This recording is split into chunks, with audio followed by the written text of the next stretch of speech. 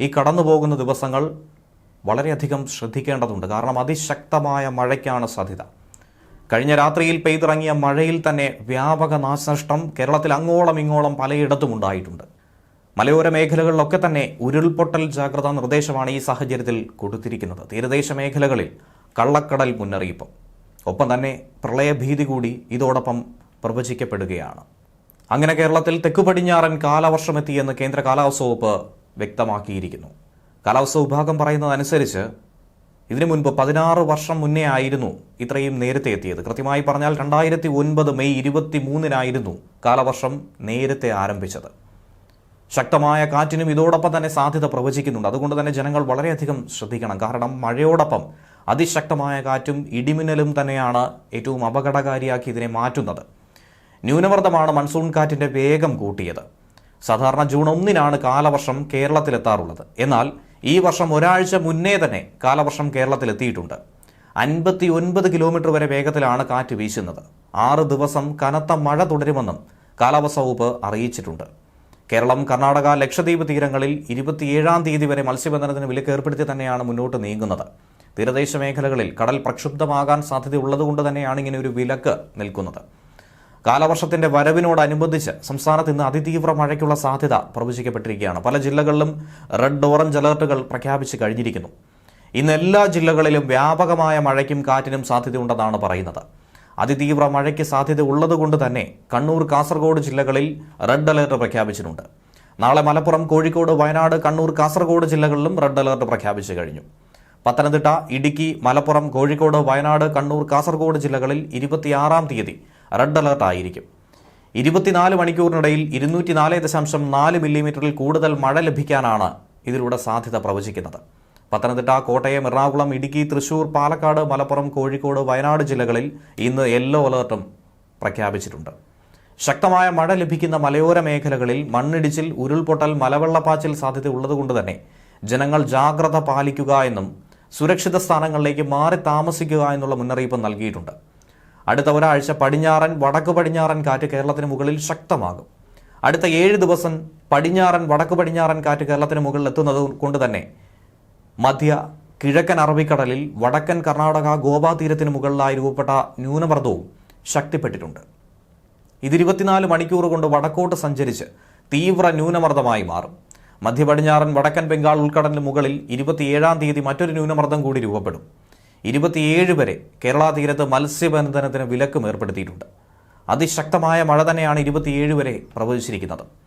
കള്ളക്കടൽ പ്രതിഭാസത്തിന്റെ ഭാഗമായി കേരള തീരത്ത് ഇന്ന് രാവിലെ 8:30 വരെ 1/2 മീറ്റർ മുതൽ 1.9 മീറ്റർ വരെ ഉയർന്ന തിരമാലയ്ക്കും കടലാക്രമണത്തിനും സാധ്യതയുണ്ടെന്നാണ് ദേശീയ സമുദ്രസ്ഥിതി പഠന ഗവേഷണ കേന്ദ്രം അറിയിച്ചത്. കന്യാകുമാരി തീരത്തും ഉയർന്ന തിരയും തുടർന്ന് കടലാക്രമണവും ഉണ്ടായേക്കും. കണ്ണൂർ ജില്ലയിൽ തീരപ്രദേശത്തിലുള്ളവർക്കുള്ള ജാഗ്രതാ നിർദ്ദേശമാണ് പ്രത്യേകമായി കൊടുത്തിരിക്കുന്നത്. അതായത് വളപട്ടണം മുതൽ ന്യൂമാഹി വരെ കടലാക്രമണത്തിനും ഉയർന്ന തിരമാലകൾക്കുമുള്ള സാധ്യതയുണ്ട്. ഇന്ന് രാത്രി 8:30 മുതൽ 24 മണിക്കൂർ നേരത്തേക്കാണ് ഈ ജാഗ്രതാ നിർദ്ദേശം കൊടുത്തിരിക്കുന്നത്. റെഡ് അലർട്ട് പ്രഖ്യാപിച്ച സാഹചര്യത്തിൽ കണ്ണൂരിലെ വിനോദസഞ്ചാര കേന്ദ്രങ്ങൾ അടുത്ത 3 ദിവസത്തേക്ക് അടച്ചിട്ടിരിക്കുന്നുവെന്നുകൂടി DTPC വ്യക്തമാക്കുന്നുണ്ട്. കനത്ത വലിയ തോതിലുള്ള നാശനഷ്ടങ്ങളാണ് കേരളത്തിൽ അങ്ങോളം ഇങ്ങോളം എല്ലാ ജില്ലകളിലും റിപ്പോർട്ട് ചെയ്തിരിക്കുന്നത്. കഴിഞ്ഞ ദിവസങ്ങളിലുണ്ടായ കാറ്റിലും മഴയിലുമാണ് സംസ്ഥാനത്തൊട്ടാകെ ഇങ്ങനെയൊരു വലിയ വിപത്തുണ്ടായിരിക്കുന്നത്. തലസ്ഥാനത്ത് തിരുവനന്തപുരത്ത് പലയിടങ്ങളിലായി മരച്ചില്ലകൾ ഒടിഞ്ഞു വീണും അതുപോലെ മറ്റും ഗതാഗത കുരുക്കുണ്ടാവുകയും ഒക്കെ തന്നെ ചെയ്തിരുന്നു. അതിശക്തമായ മഴയിൽ നഗരത്തിൻ്റെ പല മേഖലകളും മുങ്ങിപ്പോയ കാഴ്ചയും കാണാൻ സാധിച്ചു. നെയ്യാറ്റിൻകരയിൽ മരം കടപുഴകി വീണ് വീടിൻ്റെ മേൽക്കൂര തകർന്നൊരു വാർത്തയാണ് ഇതോടൊപ്പം ലഭിക്കുന്നത്. ശക്തമായ കാറ്റിൽ കാര്യവട്ടം ഗ്രീൻഫീൽഡ് സ്റ്റേഡിയത്തിൻ്റെ മേൽക്കൂര തകർന്നു. തിരുവനന്തപുരത്ത് മണിക്കൂറിൽ 59 കിലോമീറ്റർ വേഗതയിലുള്ള കാറ്റാണ് ഇന്നലെ രാത്രി വീശിയത്. കോട്ടയത്ത് മരം കടപുഴകി വീണ് വെള്ളാനി ഗവൺമെൻറ് LP സ്കൂളിൻ്റെ മേൽക്കൂരയും തകർന്നു. കൊല്ലം പുല്ലൂർ ഐക്കരക്കോണത്ത് വീടിന് മുകളിൽ മരം വീണു. കോഴിക്കോട് കൊടിയത്തൂരിലും ചെറുവാടിയിലും കനത്ത നാശനഷ്ടമാണ് ഉണ്ടായത്. അട്ടപ്പാടിയിൽ കഴിഞ്ഞ 24 മണിക്കൂറായി വൈദ്യുതി തടസ്സപ്പെട്ടു. കനത്ത മഴയിലും കാറ്റിലും 33 kV ലൈനിൽ മരം വീണതാണ് ഇതിനുള്ള കാരണം. ഇന്നലെ വൈകുന്നേരം ആരംഭിച്ച ശക്തമായ കാറ്റിലും മഴയിലും കോഴിക്കോട് മലയോര മേഖലകളിലും വ്യാപക നാശനഷ്ടം സംഭവിച്ചു. വൈദ്യുതി പോസ്റ്റുകൾക്ക് മുകളിൽ മരം വീണ് നിരവധി പ്രദേശങ്ങളിൽ വൈദ്യുതി ബന്ധം തകരാറിലായി. തൃശൂർ കാഞ്ഞിരപ്പുഴയിൽ മണൽ വാരുന്നതിനിടയിൽ വഞ്ചി മറിഞ്ഞ് 2 പേരെ കാണാതായൊരു സംഭവം ഇതോടൊപ്പം തന്നെ പുറത്തു വന്നിട്ടുണ്ട്.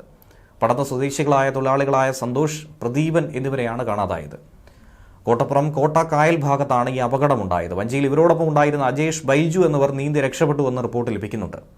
ഇന്ന് പുലർച്ചെ 2 മണിയോടെയായിരുന്നു ഈ അപകടമുണ്ടായത്. ശക്തമായ കാറ്റും മഴയും കാരണമാണ് ഈ വഞ്ചി മറിഞ്ഞതെന്നും വിവരം ലഭിക്കുന്നുണ്ട്. തീരദേശ പോലീസും കൊടുങ്ങല്ലൂർ പോലീസും നാട്ടുകാരും ചേർന്ന് ഇപ്പോഴും തിരച്ചിൽ നടത്തുകയാണ്. കനത്ത മഴ ഇപ്പോഴും തുടരുന്ന സാഹചര്യത്തിൽ കണ്ണൂർ, കാസർഗോഡ് ജില്ലകളിൽ റെഡ് അലർട്ട് അതുപോലെ തന്നെ നിലനിൽക്കുന്നുണ്ട്. 9 ജില്ലകളിൽ ഓറഞ്ച് അലർട്ടുമുണ്ട്. പത്തനംതിട്ട, കോട്ടയം, എറണാകുളം, ഇടുക്കി, തൃശൂർ, പാലക്കാട്, മലപ്പുറം, കോഴിക്കോട്, വയനാട് ജില്ലകളിലാണ് ഓറഞ്ച് അലർട്ടുള്ളത്. തിരുവനന്തപുരം, കൊല്ലം, ആലപ്പുഴ ജില്ലകളിൽ യെല്ലോ അലർട്ടും പ്രഖ്യാപിച്ചിട്ടുണ്ട്. തിരുവനന്തപുരത്ത് കനത്ത മഴയിലും കാറ്റിലും വ്യാപക നാശനഷ്ടമാണ് സംഭവിച്ചത്. നഗരത്തിൽ താഴ്ന്ന ഇടങ്ങളിൽ പലയിടത്തും വെള്ളക്കെട്ട് രൂപപ്പെട്ടു. മെഡിക്കൽ കോളേജിന് മുന്നിൽ മരം ഒടിഞ്ഞു വീണ് കൊല്ലം സ്വദേശിക്ക് പരിക്ക് സംഭവിച്ച വാർത്തയും ഇതോടൊപ്പം ലഭിക്കുകയാണ്. അദ്ദേഹത്തെ മെഡിക്കൽ കോളേജ് ആശുപത്രിയിലെ തീവ്ര പരിചരണ വിഭാഗത്തിലാണ് പ്രവേശിപ്പിച്ചിരിക്കുന്നത്. 12 വീടുകളാണ് പൂർണ്ണമായും തകർന്നിരിക്കുന്നത്. 30-ലധികം വീടുകൾ ഭാഗികമായും തകർന്നു. നെയ്യാറ്റിൻകര, കാട്ടാക്കട താലൂക്കുകളിൽ 100-ലധികം ഇടങ്ങളിലാണ് മരം വീണ് ഗതാഗതം തടസ്സപ്പെട്ടത്. വൈദ്യുതി പോസ്റ്റുകൾ തകർന്നതോടെ പലയിടത്തും മണിക്കൂറുകളോളമാണ് വൈദ്യുതി തടസ്സപ്പെട്ടത്. രാത്രി തടസ്സപ്പെട്ട വൈദ്യുതി ബന്ധം പലയിടത്തും ഇതുവരെയും പുനഃസ്ഥാപിക്കാൻ കഴിയാത്ത അവസ്ഥ പോലും ഉണ്ടായി. പെരുമ്പഴന്തൂരിൽ കുട്ടപ്പൻ എന്നയാളുടെ വീട്ടിലേക്ക് 2 മരങ്ങളാണ് ഒടിഞ്ഞു വീണത്. കുട്ടികൾ ഉൾപ്പെടെ കുടുംബാംഗങ്ങൾ പരിക്കേൽക്കാതെ അത്ഭുതകരമായി രക്ഷപ്പെട്ടു. ചാവടിനട, വെങ്ങാനൂർ, പനതുറ, ചെമ്പഴന്തി, പാച്ചല്ലൂർ, കമലേശ്വരം എന്നിവിടങ്ങളിലും മരം വീണ് ഗതാഗതം തടസ്സപ്പെട്ടു. കാലവർഷത്തിന്റെ ആദ്യ ദിവസങ്ങളിൽ തന്നെ അതിശക്തമായ മഴ എത്തുമെന്നുള്ള മുന്നറിയിപ്പിന് പിന്നാലെയാണ് ഇങ്ങനെയുള്ള വാർത്തകൾ കൂടി ലഭിക്കുന്നത്. നാളെ മലപ്പുറം, കോഴിക്കോട്, വയനാട്, കണ്ണൂർ, കാസർഗോഡ് ജില്ലകളിൽ റെഡ് അലർട്ട് പറഞ്ഞിട്ടുണ്ട്. പത്തനംതിട്ട മുതൽ പാലക്കാട് വരെയുള്ള ജില്ലകളിൽ ഓറഞ്ച് അലർട്ടുമുണ്ട്. തുടർച്ചയായി മഴ കിട്ടുന്ന മേഖലകളിൽ കനത്ത ജാഗ്രത പാലിക്കണം. കേരള, ലക്ഷദ്വീപ് തീരങ്ങളിൽ മത്സ്യബന്ധനത്തിനും വിലക്കുണ്ട്. കേരള തീരത്ത് കള്ളക്കടൽ മുന്നറിയിപ്പും നൽകിയിട്ടുണ്ട്. ഒപ്പം കോറികൾക്ക് താൽക്കാലിക നിരോധനം നിലവിൽ ഏർപ്പെടുത്തിയിരിക്കുകയാണ്. കോഴിക്കോട് ജില്ലയിൽ റെഡ് അലർട്ട് പ്രഖ്യാപിച്ച സാഹചര്യത്തിലാണ്, മഴ ശക്തമായി തുടരുന്ന സാഹചര്യത്തിലാണ് കോറികളുടെ പ്രവർത്തനത്തിനും മണ്ണെടുക്കൽ, ഖനനം, കിണർ നിർമ്മാണം, മണലെടുക്കൽ എന്നിവയ്ക്ക് താൽക്കാലിക നിരോധനം ഏർപ്പെടുത്തിയത്. കളക്ടറാണ് ഉത്തരവിട്ടിരിക്കുന്നത്. ജില്ലയിലെ നദീതീരങ്ങൾ, ബീച്ചുകൾ, വെള്ളച്ചാട്ടം ഉൾപ്പെടെ എല്ലാ ജലാശയങ്ങളിലേക്കുമുള്ള പ്രവേശനവും ഇതോടൊപ്പം താൽക്കാലികമായി വിലക്കിയിട്ടുണ്ട്. ഉരുൾപൊട്ടൽ ഭീഷണി നിലനിൽക്കുന്ന മലയോര പ്രദേശങ്ങളിൽ, ചുരം മേഖലകൾ എന്നിവിടങ്ങളിലേക്ക് രാത്രി 7 മുതൽ രാവിലെ 7 വരെ അടിയന്തര യാത്രകൾ അല്ലാതെ ഒഴിവാക്കണമെന്നും കളക്ടർ പറഞ്ഞു. കേരളത്തിലെ എല്ലാ ജില്ലകളിലും താലൂക്ക്, ജില്ലാ കൺട്രോൾ റൂമുകൾ ആരംഭിച്ചിട്ടുണ്ട്. സഹായത്തിനായി ഇവരെയൊക്കെ തന്നെ ബന്ധപ്പെടാവുന്നതാണ്. ന്യൂസ് ഡെസ്ക്, മലയാളി വാർത്ത ഇൻസൈറ്റ്.